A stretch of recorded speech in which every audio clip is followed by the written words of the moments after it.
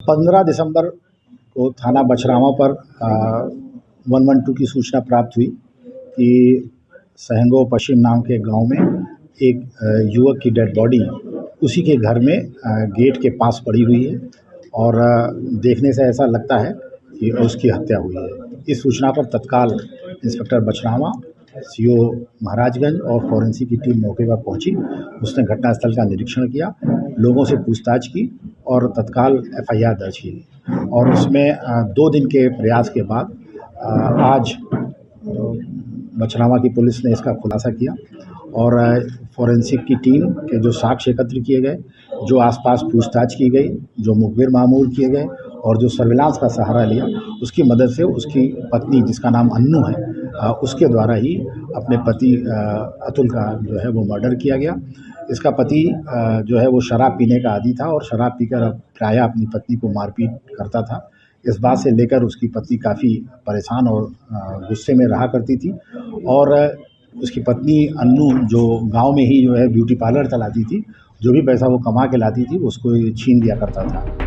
अभी जिस सनसनीखेज हत्याकांड का खुलासा करते हुए एएसपी विश्वजीत श्रीवास्तव ने प्रेस कॉन्फ्रेंस के जरिए जानकारी दी है, उस वारदात को अंजाम एक पत्नी ने दिया है। आपकी स्क्रीन पर नजर आ रही ये महिला वही बीवी है। इनका नाम है अन्नू। रायबरेली की रहने वाली अन्नू अपने गांव में ही रहकर ब्यूटी पार्लर का काम करती थी। ब्यूटी पार्लर में मिले पैसों से ही अन्नू अपना घर चलाती, अपने बच्चों का पालन पोषण कर रही थी। लेकिन जैसे ही अन्नू काम से घर लौटती तो पति अतुल उसकी जमकर पिटाई करता और जो भी दिन की कमाई होती उसे भी वो छीन लेता और शराब में उड़ा देता।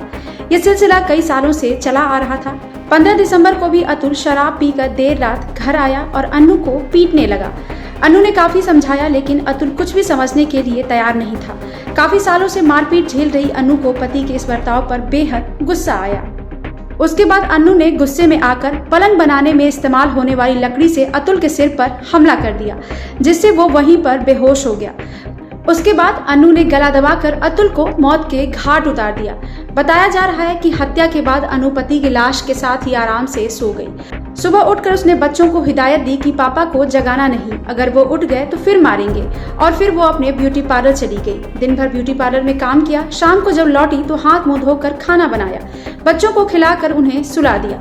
जब बच्चे सो गए और मोहल्ले में सन्नाटा हो गया तो अन्नू ने लाश को अकेले ही खींचा और गेट पर फेंक कर वापस सो गई। सुबह उठते ही अन्नू खुद ही चिल्लाकर शोर मचाने लगी और कहा कि रात में शराब पीकर आए और गिरकर मर गए।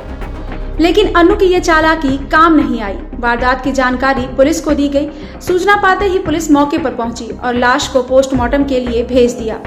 पुलिस ने परिवार और पड़ोसियों से पूछताछ की, लेकिन मृतक की पत्नी के बयानों में पुलिस को कई खामियां नजर आ रही थी। अन्नू ने यह सोचा था कि उसका पति रोज शराब पीकर घर आता है। ऐसे में सभी को यही लगेगा कि किसी बाहरी व्यक्ति ने अतुल की हत्या कर दी होगी, इससे वो बच जाएगी। लेकिन वो कहते हैं ना कि कानून की नजर से कोई बच नहीं सकता। लिहाजा पुलिस भी अन्नू के बयान से संतुष्ट नहीं हुई और अन्नू को हिरासत में लेकर पूछताछ की गई।